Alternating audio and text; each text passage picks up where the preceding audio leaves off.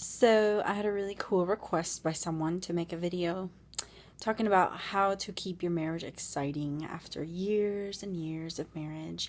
And I've only been married 10 years, which I know to me that's like, whoa, 10 years, that's a lot. But I mean, I know people that have been married for 20, 30, 40 years, and that's amazing.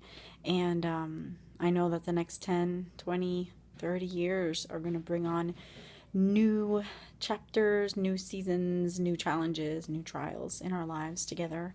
And there'll be new things to overcome together as a married couple. And so out of that will come more closeness, more togetherness, more depth in our marriage, and a more profound understanding of what it is to be married in a biblical sense. So that's exciting to me.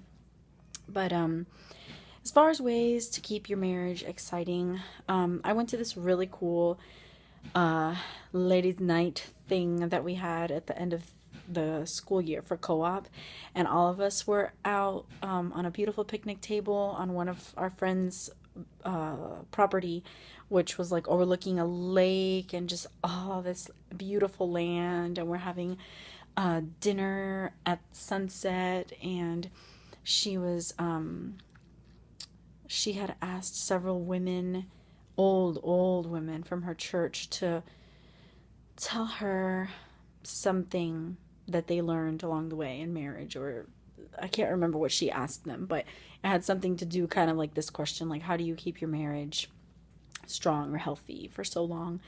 And they all said something different. And it was really interesting to me because in the end I was like, it really, really does depend on the couple. You would have one saying go on frequent dates, and then you'd have another one, like it was like these little index cards that she put under our table place. What is that called?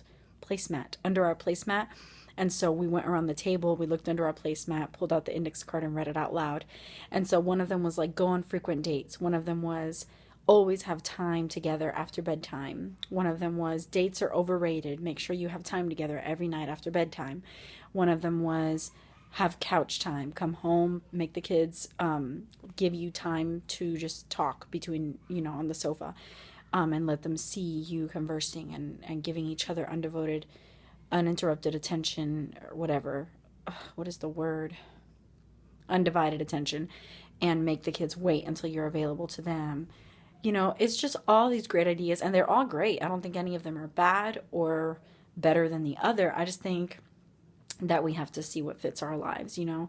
And for me and my husband, what has worked out for us is we always hang out after bedtime. We have a bedtime that we stick to.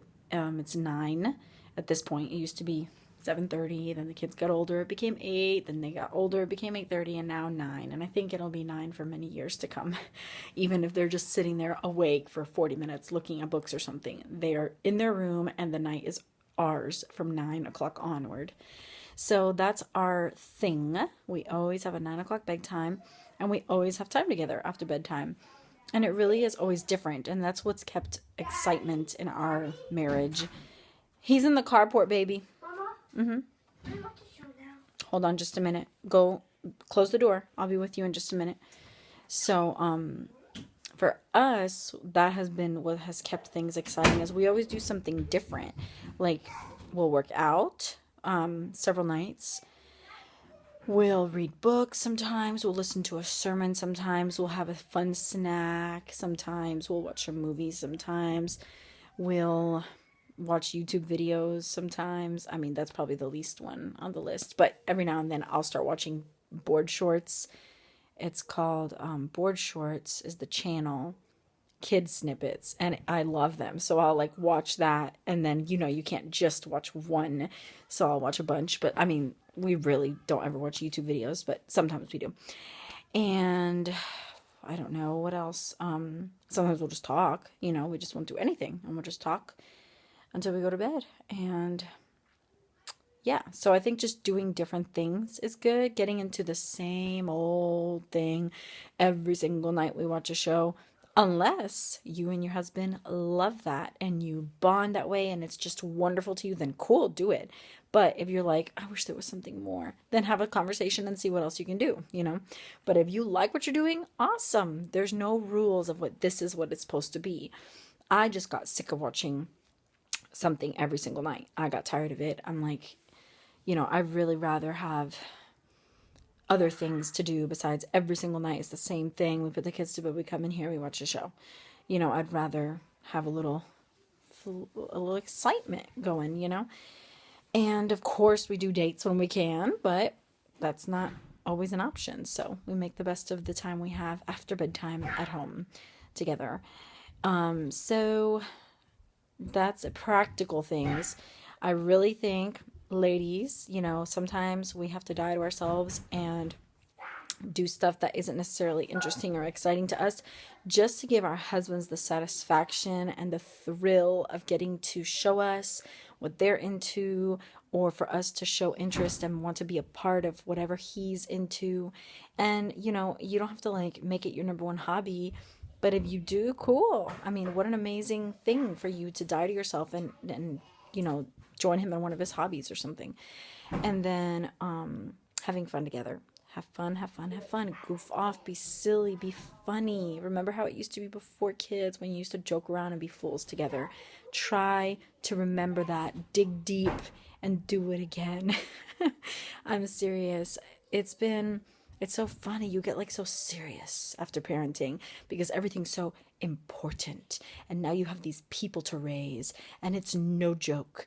And it takes some fun out of things, And I feel like in the last 2.5 years or so, I have been very intentional on loosening up a little bit in that area. Like, come on, yes, parenting's important and it's serious, but life is great and let's have fun and laugh, So I've been trying to be more goofy and ridiculous like I used to be. And it comes a lot more naturally than you'd think. Like, you can snap back into that because, it's who you are, So that's been cool. And just being goofy with the kids, too. Like, really, really goofy. I don't know. So I think laughing, having fun together is another really good and important thing. And I don't know. That's all I got for you. Nothing revolutionary. I think it does require effort. It's not going to happen by itself. And I think we should all be putting forth effort. But mainly, it's going to look different from couple to couple, and that's cool. That's the beauty of all of us being different. So I hope this is helpful and inspiring. I would love to hear some of your cool ideas.